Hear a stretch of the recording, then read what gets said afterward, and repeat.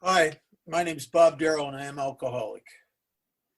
And only through the grace of a God that I was afraid to believe in, that I've accessed and maintained in my life through a process outlined in the Big Book of Alcoholics Anonymous, the ability to remain sponsorable and a persistent and consistent effort in our primary purpose of trying to forget ourselves and devote our lives to helping others. And consequently, I haven't had a drink or any mind or emotion altering medication since October 31st, 1978.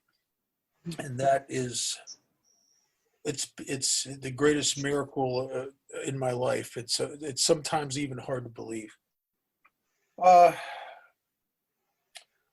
I think I'm delighted to be here. This virtual stuff feels very awkward to me, but it is what we have right now, and I appreciate that. I love Alcoholics Anonymous. I've loved Alcoholics Anonymous from the very beginning this time, and I hated it for 7 years in and out of AA. But since I got sober in 78, I've fallen in love with AA.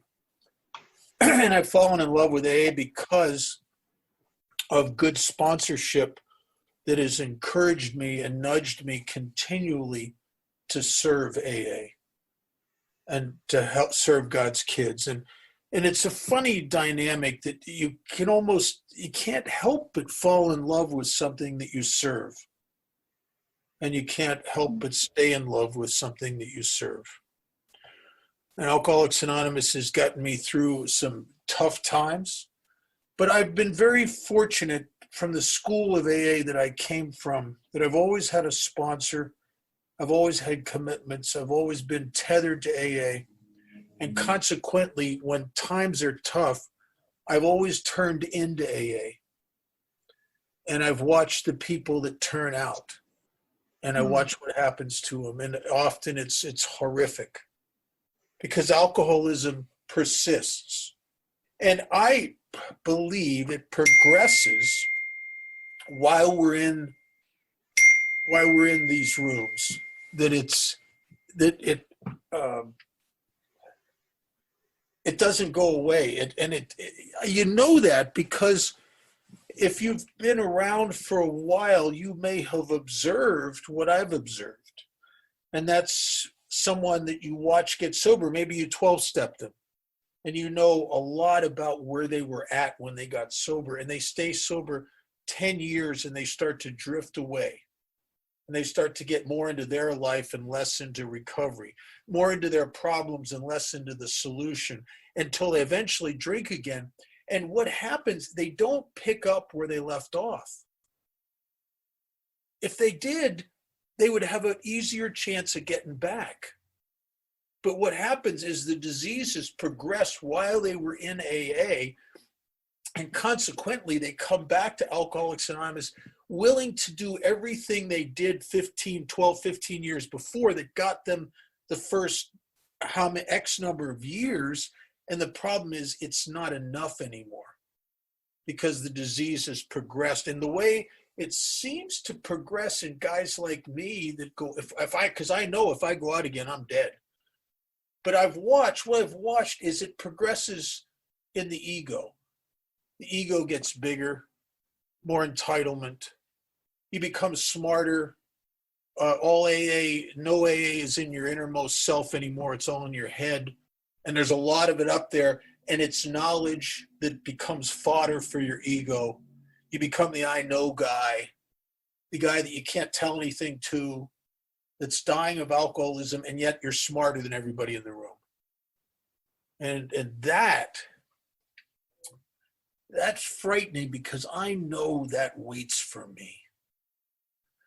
In 1978, I stood on a bridge trying to take my own life in Pittsburgh, Pennsylvania. And I was just back there not too long ago. And I got to tell you something. That bridge waits for me. And as whatever your vehicle of your ultimate demise was at the end, it waits for you.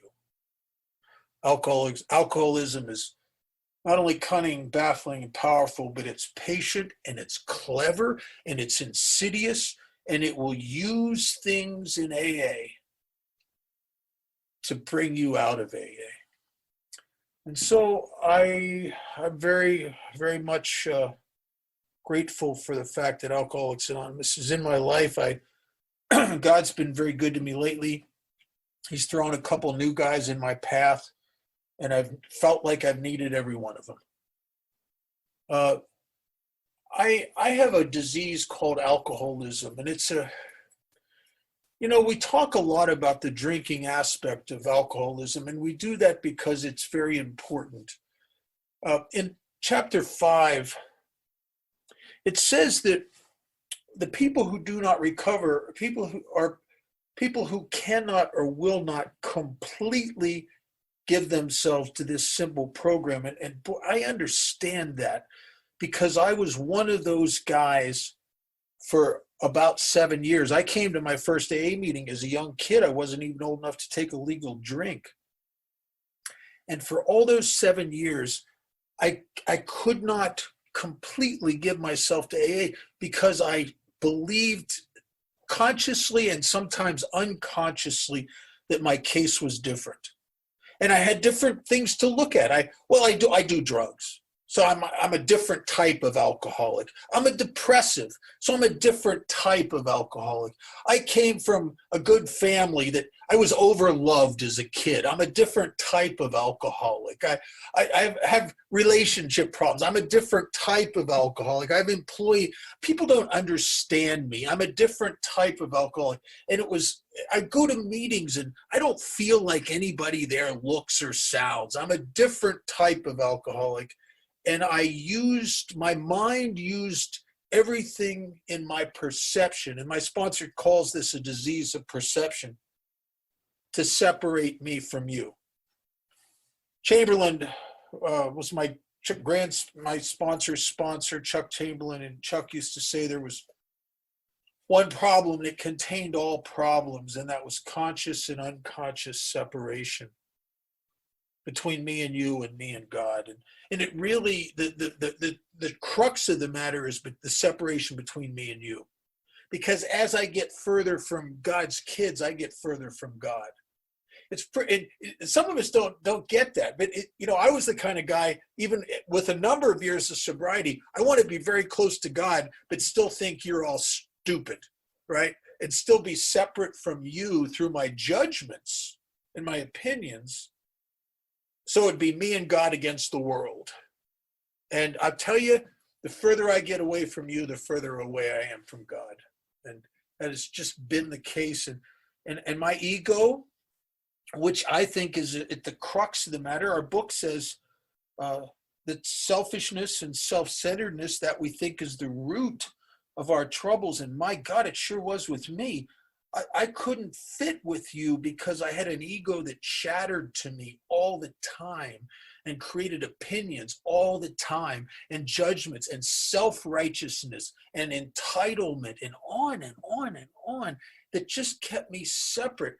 I remember many occasions in the 7 years I was in and out, just being horribly pathetic and self-loathing. And I feel like such a piece of crap.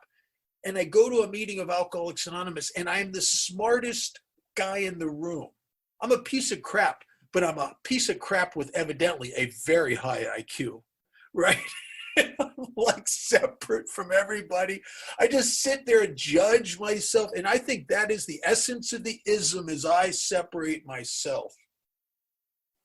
And alcoholism is a lonely, lonely business, and selfishness and self-centeredness is at the root of it. I got too much of me between me and life. I got too much of me between me and you, and I got too much of me between me and God. And it doesn't matter if you're right and they're all wrong. You're still separate and apart from. And alcoholism, it's almost as if it's an entity that has to pull me out of the herd. It has to disconnect me from anything that would contest its dominance, like a sponsor, like a home group, like sponsee, like Alcoholics Anonymous. And I've watched dozens and dozens, if not hundreds, of people over the 4 decades, a little more than 4 decades I've been here, leave Alcoholics Anonymous. And most of them don't know they're leaving because it doesn't look that way to them. Their ego has taken their perception hostage. And it looks to them like everybody in AA is stupid or wrong or out of line or not doing it right or unfair or unreasonable. And they don't understand that they're the one that's leaving. And that is a frightening dynamic. And believe me, the reason it's frightening to me, because it's all in me. It's all in me. I'm not, the people that leave Alcoholics Anonymous, I'm no better than them. I'm no smarter than them. I'm no more awake than they are. I just haven't done what they've done. I just have never left AA. I've never not had a sponsor. I've never built cases against my sponsor or my home group where they're wrong and I'm right and I have to leave. So Alcoholics Anonymous has truly saved me from me over the years, because left alone, I will destroy myself. I won't mean to, and I'll destroy everything good in my life. I won't mean to, but I will. And I know that. I've had glimpses of it in my life. And so I have to stay here. I have alcoholism. When I say that, I'm talking about a relationship with alcohol that waits for me. And alcohol, to be an alcoholic, alcohol did something for me that I think it only ever does for alcoholics. It doesn't do it for my sister and my daughter, but it does it for me. And what is it that it does for me? Well, you'll hear 100 versions of how it makes you feel good and makes you bulletproof and makes you you're able to come out and play and connects you to life. And as Wilson said, I was a part of life at last, and on and on and on. But I think truly what it does is it solves a problem I don't know that I have. And the problem I don't know that I have is I'm in this bondage of self. I'm hostage to my own obsessive self-involvement. No wonder abstinence is so often lonely to a guy like me, because I separate myself from life with that thing that Wilson talks about in the 12 Steps and 12 Traditions, that state of anxious apartness. It's that separation. And what alcohol did for me is it relieved me of the bondage of self. And it allowed me to get free.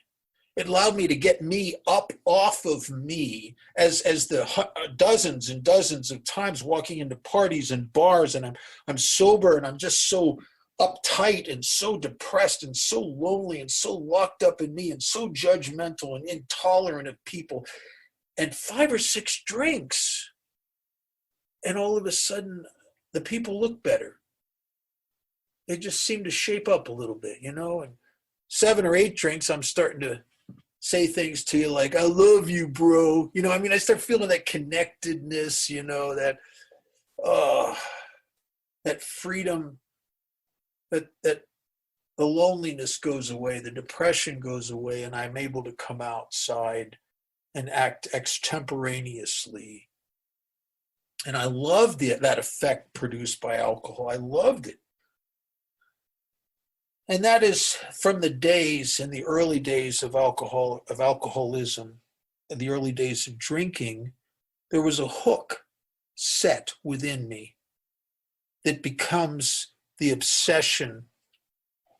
And it's a devious thing, because people would talk about this you have the obsession to drink. And I wouldn't get that, because it's not really that way. I don't have an obsession with whiskey.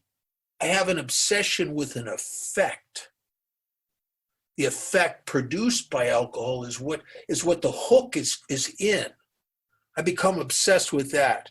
And so what happens is I abstinence wears on me until I pick up a drink, and then alcohol if you're an alcoholic and you pick up a drink, alcohol does something to you that it only does to alcoholics. And what is that? Well, when I drink alcohol and the effect, that feeling starts to hit me, that happens usually about 2 shots, maybe, at somewhere in the beginning of drinking, a feeling starts to come over me.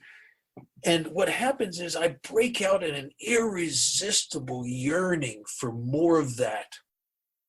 And I have never, I've had the allergy my whole drinking from the first day I ever drank. I remember I was just a young kid. I wasn't, right before my 13th birthday, and I'm with a bunch of older kids, and I'm trying desperately to fit with them, and I'm always coming from behind, and I don't really ever feel like I'm connected or feel like they look. And I drank whiskey the first time, and all of a sudden I was free. All of a sudden I was okay.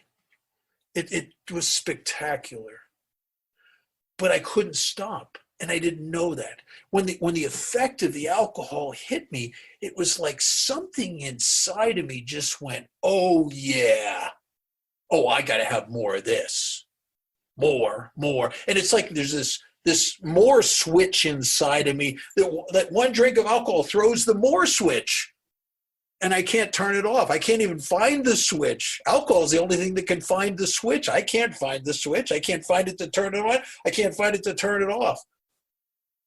That once it's thrown, it doesn't shut off until if I'm still conscious. And I'm that guy. I'm that guy that drinks. If I'm still conscious, I ain't done drinking once I've started. I'm that guy. I've been so. I was at a party one time, and I took some kind of pills. They were animal tranquilizers. I've been drinking for about an hour, and I took these animal tranquilizers, and they rendered me. Like they turned all my muscles to like jelly or something. I couldn't even get up. I was laying on the floor, but I'm still awake. So I'm laying there trying to talk people into bringing me drinks because of an allergic reaction to alcohol, right? Because if I'm still conscious, I ain't done. And that's the only way that would shut this switch off was I had to pass out or, whatever. And then I'd come to, and what I come to up against is the obsession with the effect, the need, the yearning for the effect. I love what Carl Jung said to Bill Wilson in a letter I have a copy of in the early 60s. He said that he, as a result of working with Roland Hazard and many alcoholics, that he came to the conclusion that the alcoholic's thirst for alcohol wasn't a thirst for alcohol. It was really a low-level thirst of the alcoholic's being for unity or connectedness, or if you're more religiously minded, a union with God. And I drank for unity. I drank to feel a part of. I drank because there's a horrible depressive loneliness about me sober. And I don't know how to overcome that. And I went to therapy because I got, as the disease progressed, 2 things started happening to me. And the one that was the most hideous was the corruption of the effect. And what that means is, as the years went on, my ability to make alcohol an effective treatment for this bondage of self, my ability to get free when I drank was diminishing and bleeding out until the last 2 or 3 years of my drinking. I'm chasing the ghosts of parties past, and I can't catch them. I'm drinking in pathetic depression and loneliness. And it's horrible, yet still fantasizing and hoping to recapture the old parties, the old effect. And I can't. And I don't know what's wrong, but the drinking part of the equation has gone south on me. And I'm throwing, and that's when you start seeing doctors and getting pills and buying drugs, throwing everything I can into the mix to try to jumpstart that freedom, that effect. And I can't, and it's failing, and it's getting worse and worse.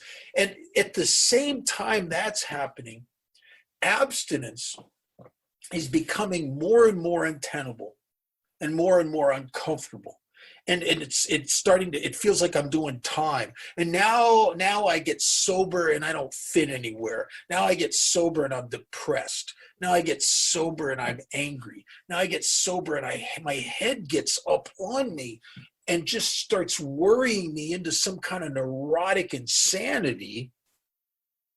And it works on me day in and day out. And everything that Silkworth says, I am, the restlessness, the irritability, just that chronic noticing of how stupid people are. And everybody bugs me. Everybody irritates me. Just want to go through life slapping everybody for being who they are, just because they're stupid, right? It's just a horrible, conflicted internal life. And I live internal. I don't live much in the world. And then I'm chronically malcontent. And I don't know what that's about. And I've watched this. I've watched it in myself, and I've watched it in dozens and dozens of people where, as they come into Alcoholics Anonymous and they get everything they want until everything they got they don't want. The shine wears off of everything. And it was so funny. I didn't understand this until I really, at a gut level, understand this until I was 10 years sober. And then I was working with a guy I was going up to visit him on visiting days at the state penitentiary, a guy I was trying to sponsor that's locked up. And it's very difficult to sponsor people locked up, but I was doing the best I could. And I'm sitting in the room with him, where the visitor thing one day with him. And he said something to me, and it really shone a light on where this chronic malcontent comes from, why nothing I bring into my life, no matter how good it is, seems to ring my bell very long, and how the shine of it just wears off so quickly. And he said something to me, and I got it.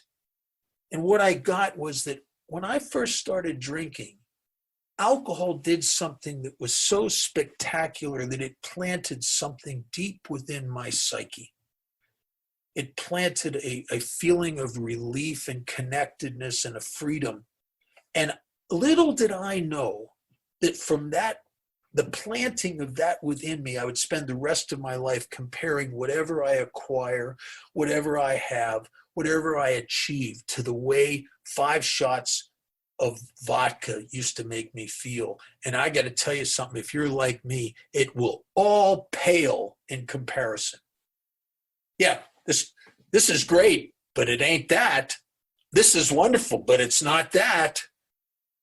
How come she doesn't make me feel like as good as vodka made me feel? How come this job doesn't make me feel as good as vodka used to make me feel? How come this Harley doesn't make me feel as good as vodka? How come this band? How come this guitar? How come life is so damn disappointing? Because unconsciously, I'm comparing everything to the effect produced by alcohol, and it all pales. And so I'm like a lot of us, I get physically sober because I'm not stupid. I get it, man. I'm destroying my life here drinking. I will never have a life. It's horrible. And I get sober in this low-level depression, and the feelings of separation, and the restless, the irritable, the discontent. It all just seems to work on me day in and day out, and week in and week out. And because I know I must not drink, I tough it out for as long as I can. And then something happens to me. And it's not the returning of the obsession to drink. It's an obsession or a yearning, a deep-seated yearning for freedom. I just want to bust out, I'm just tired here. I'm tired of my feelings. I'm tired of my thoughts. I'm tired of the loneliness. I'm tired of the low-level depression. I'm tired of all of it. And then right behind the yearning for freedom is a memory of something I should forget. And if you have the mind of a chronic alcoholic, you'll remember what you should have forgotten, and you'll forget what you should have remembered. I don't remember at this point in the yearning for freedom that alcohol almost killed me, that I was crying, I'm sobbing, swearing to myself, I'll never touch it again. I know this is horrible. Drinking is horrible. I'll never do this again. I forget that. You know what I remember? I remember the freedom that I got when I was 18 years old. And I was with a bunch of guys and we were drinking and I could come out and play and I felt significant. I remember what I should forget and I forget what I should remember. Dr. Silkworth says it best. He says, after a time, I can't differentiate the true from the false. Seeing my insanity seems normal to me. My alcoholic mind can make crazy seem normal. I mean, it can make the most nonsensical stuff seem sensible. That's why you got to have a sponsor. You got to have a sponsor that when you tell them your little plans and designs, they look at you and they go, what are you, out of your goddamn mind? Right? You got to, because you won't tell yourself that. I won't. I don't know about you, but my ideas are brilliant. They're brilliant. Until you say them out loud in front of another person and they go, what are you, out of your mind? And I need that. I need that. I'm sober a long time. Sometimes I had a conversation with a friend of mine today and he didn't say, what are you, out of your mind? But he kind of pointed out a few things that needed to be pointed out, right? And I need that. I just need that. Because I've spent my whole life intermittently in distress and internal conflict. And in those moments, if you're like me and you're self-centered like me, you know what I like to do? I like to sit and try to figure it out. And I'm telling you, if you're like me, you'll never see what's going on because what you're looking for, you're looking with. There's a line in our book, it says that we are extreme examples of self-will run riot, though we usually don't think so. I've never in my sobriety been self-will run riot and in the middle of it stop and think to myself, oh my God, this is self-will run riot. I've never thought that.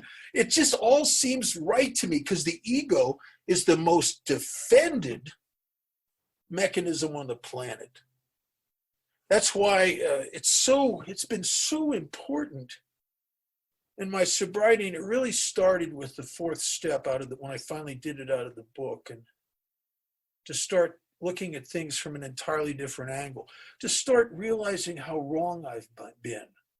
And I have grown significantly over the years by my willingness to not defend myself and my willingness to be wrong. And we grow from our willingness to be wrong because it's what makes our ego smaller and brings God closer and brings you closer and makes amends viable and all of that. You have to be willing to be wrong. And that's a great thing in a guy like me. I hope I'm always able to listen to people. And I stop defending. I hope I cannot defend myself because it's in the defensiveness that I destroy myself. I think here's the crazy thing. When I think I'm protecting myself, I'm actually destroying myself. And that's why this third step has become so important. And I keep revisiting it. And I think all the rest of Alcoholics Anonymous is just designed to facilitate this decision I've made in step 3. Basically, not so I get closer to God. I mean, that's kind of a byproduct, I suppose.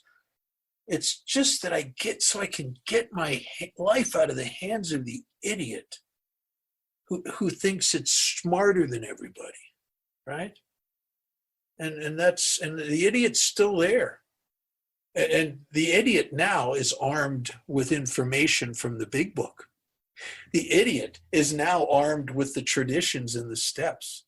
The idiot is armed with a plethora of clever AA sayings. But the idiot's still the idiot. He's just a smarter idiot, that's all. And so I I try to stay in this thing. I try to stay. You know, my sponsor has a great saying. And I think it's so true. He says people don't drink or commit suicide over making mistakes. They drink or commit suicide by defending the mistakes.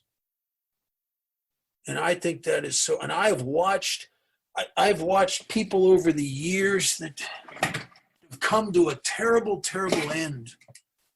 And I've I've been in meetings and I've been around after meetings talking to people that are just really crazy. And you know why they're crazy? Because they're right about everything. And you can't talk to them. And I've tried, and I am astounded at how defended alcoholism can be. How defended we are. And you know, the thing that scares me about that is that is all of that is in me. I remember when back in the days I was in and out of AA, I fit the old adage, you can always tell an alcoholic, you just can't tell him much. I was so defended. I was so right. I was so smart. I knew everything. I'd worked as a counselor, for God's sakes. I'd read a lot of stuff. I was accepted to Ivy League colleges. I had a really high IQ. I'm the I know guy, and I'm dying. And I'm dying. And I don't understand what's happening to me because my head keeps showing me how I'm right and you're wrong, but I'm dying. In 1978, I was in a treatment center that I'd been placed into by a judge in lieu of 2 years of prison. And all I had to do was stay in there a year and I wouldn't have to go to prison. It wouldn't even be a felony. It would be a misdemeanor, which was really good. But I couldn't do it. I couldn't stay sober a year. And not because I didn't want to, not because I didn't understand the importance of me not drinking and fulfilling those requirements. I just emotionally can't handle it. And Father Martin one time said something that was very brilliant. He said, when emotion and intellect are in conflict with each other, the emotion always wins. And all the knowledge and commitment to not drinking eventually is worn away by the emotion. And what emotion? Well, the low-level depression, the loneliness, the chronic discontent and disillusionment. Nothing in life is good. All the negativity, the irritability because I judge everybody. And it all just wears on me day in and day out until I get to a point where I think I'll just for one night, that's all. Here's the insanity of this. I convinced myself that I could take a couple drinks and nobody would know. Let me tell you something. The phenomenon of craving in me is so strong. If I took a drink tomorrow, everybody in Nevada is going to know I'm messed up before the end of the week because it just gets out from under me so quick. And it got out from under me. I couldn't even get away with it. And of course, I don't stop at drunk. Oh, if I could stop at drunk, I might not be an alcoholic. I'm the guy who's the drunker I get, the more I need to drink. I'm that guy, right? And so I get just shit-faced drunk and I'm out of line and I got a big mouth. And of course I get caught and thrown out of there. And I don't even know anymore how long it was. I don't know if it was a few days or a good part of a week. I don't know. But I came to in a park and I was so sick and so depressed, and I'm in the trap I can't spring. That it talks about it in A Vision for You, where you're no longer the guy who can't imagine life without it. Now I'm the guy who can't imagine life with it. The way it's become, it's turned on me. It's become horrible, and I can't imagine life without it either because abstinence feels like I'm doing time. And I made the decision to kill myself, and I couldn't do it, but in that decision and in that hopeless desperation, something happened to me. And it wasn't until I was sober about a month or two, and I went to hear Chuck Chamberlain talk for the first time. And Chuck said that he'd been surrendered by the bottle. And I didn't understand almost anything else Chuck said, because you had to be sober a little while before Chuck started to make sense, you know. But I got that. And I thought, maybe that's why I have a sponsor now and I never did before. Maybe that's why I have a home group and I never did before. Maybe that's why I've agreed to turn myself in and go back to prison. What's why I'm contacting my parents. All the things that I was not willing to do. I had commitments. I was taking meetings back into the detail. I had everything that in the prior 7 years I was unwilling to do, I was now doing. And it was baffling to me because I didn't know why. But I guess I had to have enough of me kicked out of me that I could listen to you and follow your directions. In 1978, in that detox, something transformational had happened to me, and I didn't understand it for a while. And what had happened to me is I had gone from being the guy who knew everything to the guy who only knew one thing. Only one thing. But boy, I knew it. I knew it. The core of my being, I knew that one thing. And that one thing is I knew I didn't know. And when you know you don't know, you're sponsorable. You're in a sense surrendered. When you know you don't know, you can get help. When you're the I know guy, you can't get it. Nobody can help you. You're too full of yourself. And that's exactly what had happened to me. I had just enough of me kicked out of me that I could hear you. And got a sponsor and started taking his directions. And my life started to change dramatically. And, you know, I like this, the point, the name of your guys' group, I think this concept of singleness of purpose is very, very important. And it's funny, when I first got sober, I was very asleep for a long time. And because I had such a counseling background, I was one who thought, well, it kind of looks like it's all the same, all these disorders. Why don't we open up AA to everybody? But I'm mature. I'm emotionally immature and spiritually immature. One of my favorite philosophers, Irish philosophers,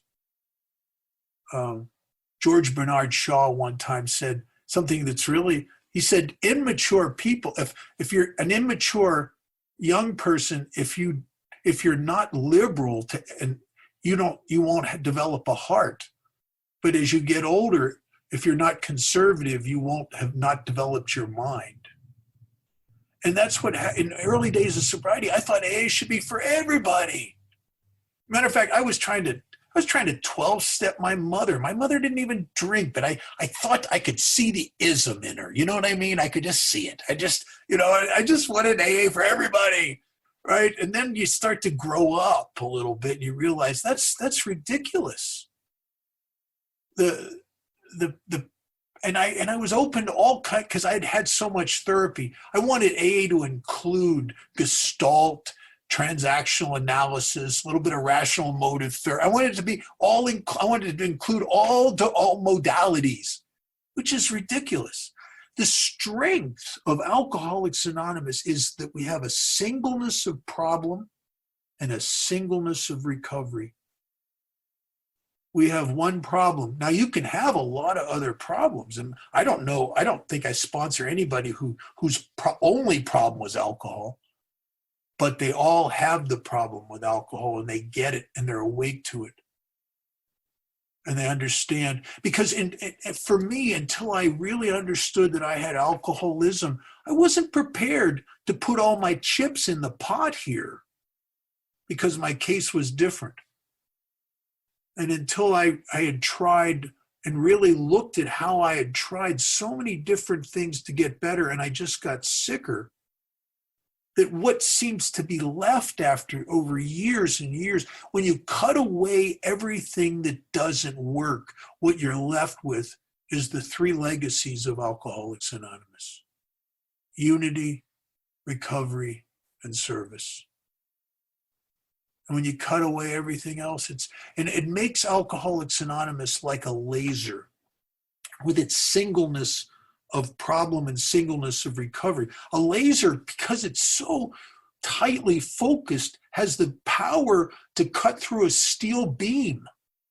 But if you were to diffuse and spread that light source out over a large enough area, it can get large enough that you can't even read a newspaper from it, because it loses its power, because the power becomes diffused. And that is the power of Alcoholics Anonymous. And if you're here, we don't care what other problems you have. My God, I think when I was new, I could, of course, I'm a bit of a hypochondriac anyway. I think I could have gone to every 12-step program on the planet. Matter of fact, I'm the guy, I don't have cancer, but just if I just think about it for a minute, I can feel a brain tumor growing in my head. I'm that guy. I imagine I'm everything. I'm so neurotic. I can imagine I got everything. But the truth was, I discovered something that was so paramount, is I have one problem, and it's alcoholism. And the problem really is what occurs within me when I get sober. It's this, not just the abnormal reaction to alcohol, and my God, I have that. But I have this abnormal reaction to abstinence. And it is my abstinence problem that brings me to the table in Alcoholics Anonymous. I'm not the guy who just comes to his senses one day and says, oh, this drinking's bad for me, puts the plug in the jug and lives happily ever after. I'm the guy who realizes that this is killing me. I put the plug in the jug and immediately start realizing what's wrong with all of you and what's wrong with life and how I've gotten a bad deal here. And I start sinking into either in anger and depression because of this, as my sponsor refers to it, as this disease of perception. And I have that. I have that to this day. I have that inclination. The basics of my sickness, just like for every chronic illness, have not gone away. Just like the chronic diabetic. A chronic diabetic, if he's true to his program of recovery with insulin and diet and exercise, and he can live very, very comfortably for a lifetime with chronic diabetes, or the person who has chronic heart disease, or the guy like me who has chronic alcoholism. If I continue to put the main thing is the main thing, if I continue to put first things first, if I continue to make every day alcoholism a piece of business in my life, and I do, I get up 2 hours early every morning and I spend time with God and then some with my sponsees, and I just prepare myself for the day. I don't rush into the day, because how you enter your day is how your day will go. So I don't rush into the day because I don't want a rushed day. I don't want to carry anxiety into my day. So I ease into it, and I ease into it with God. I need God. Some days that's more apparent than others. Because that really is the ultimate here. The problem with God and me is that I have to backdoor God. That's why churches don't work so well for us, because a direct approach and the attempt to make a direct connection with God, bypassing his kids, bypassing service, bypassing the self-reduction and the steps, doesn't work. I have to come around from behind by helping God's kids and doing the steps and seeing how wrong I'd been. And all of Harry Tebow was a brilliant guy who was very close to Bill Wilson. He actually was Wilson's therapist for a while. Harry said, and he's quoted in a lot of AA literature, but he said that We must have ego reduction at depth. I can't get closer to God until I get closer to you. I can't get closer to God until I get smaller. And so I sponsored a guy who was, I sponsored several men of the cloth, very religious guys. And most of them have died of alcoholism, drank themselves to death because they believed. Now, they wouldn't have said this because they want to look humble, but they see their actions were the actions of someone who believed they were more spiritually advanced than the people in AA. Consequently, they didn't have to do all the things we have to do. And that they were so spiritually advanced, it was just them and God. They could do the direct approach. And then they couldn't. And neither can I. I stay close to God by staying close to you. I stay close to God by staying small. Being willing to be wrong. Being willing to serve. Being willing to be inconvenienced. I'll tell you something. When this pandemic is over, I do not want to do Zoom after that. I don't want to be a Zoom speaker. I really don't. I don't like this. It's when you think about it, it's hideous because it's all of the social notoriety and prestige without any of the inconvenience. But it's the inconvenience is where the spiritual growth, and the humility comes from, the willingness to be inconvenienced. As Wilson said in his story, that if the alcoholic fails to perfect and enlarge his spiritual life through two things, and it's not prayer and meditation, even though prayer and meditation are important, that's not how you perfect and enlarge your spiritual life. Wilson says it's through self-sacrifice. As my friend Larry says, if you're new, are you willing to be divinely inconvenienced here through self-sacrifice and the constant thought of others, their needs, and how we can work for them? That's how we perfect and enlarge our spiritual life. I didn't want it to be that way. I'd gone to TM and SGI, Buddhism, and I did a lot of stuff in the years I was in and out trying to fix me. And I had a fantasy that if I could just get spiritual enough, I could say, screw you to all the people in the world, and just me and God would be on some kind of hilltop somewhere, and I will die without you. I will die without you. And I have to be, in the back of the book, The Medical View of Alcoholism, one of the psychiatrists there, he says that AA brings to bear two of the strongest forces in the human race, the force of religious insight and the herd instinct. I need to be part of the herd. And it doesn't matter on any given day if it looks like it's a stupid herd. I still have to be part of the herd, right? My life depends on it. That's why the beauty of being involved in Alcoholics Anonymous is it forces you to continually change your perception and continually look to see where you're wrong and continually practice the code of AA. The code of Alcoholics Anonymous is love and tolerance. I didn't know what those meant when I got sober. I thought I did. You know what I thought tolerance was? I thought tolerance is when you were politely pissed off at someone. You know what I mean? Like they're really a jerk, but I'm going to be a big guy here and not say anything. That's not tolerance. That's how you build an ulcer. Tolerance is when you change your perception, as it talks about in the resentment section of the fourth step, and this was our course.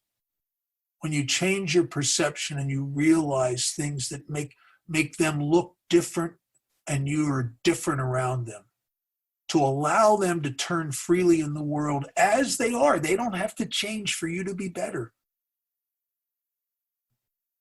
And love, I didn't know what love was. I thought it had to do with sex or need or finding the right hostage. I thought that was love. I thought it was a selfish thing. It was me, me, me, me. I thought it was filling up my vacancies and my me, me, me. And I learned a little bit about love in 12-step work, spending hours with a guy who's coming apart at the seams. And all of a sudden he becomes important to me, and for no reason. I mean, he can't enhance my life in any way, except that I love him because he is like me. And that is where I started to learn a little bit about love and tolerance. And some days I'm better at it than others. Some days, this will sound egotistical, but I tell you, I think objectively there are days when I'm such a good member of AA, they should build a statue of me at GSO. And then there are other days I just want to go around and apologize for not being a better member and not being more spiritual. And I'm always caught somewhere in between those two extremes. And if you're new here, I hope, and I don't say this to be mean, but I hope that you've burned out everything. There's a line in our book, and I'm going to close with this.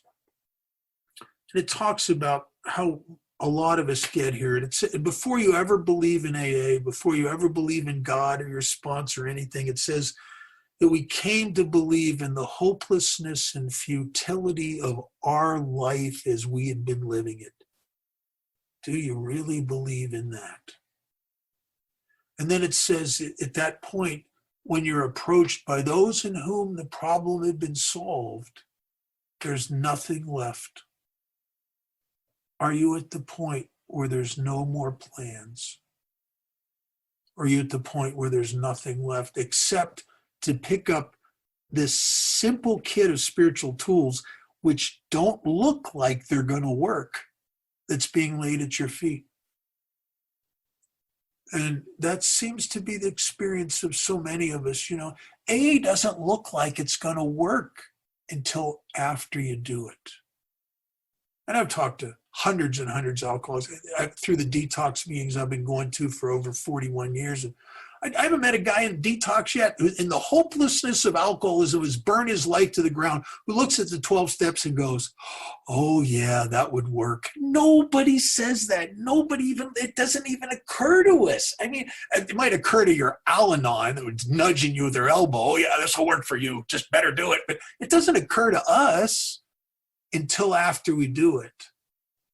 And then we pretty much all say the same thing. Those of us that can finally surrender and completely give ourselves to this simple program, we all say the same thing. My God, why didn't I do this years ago? Thanks for listening.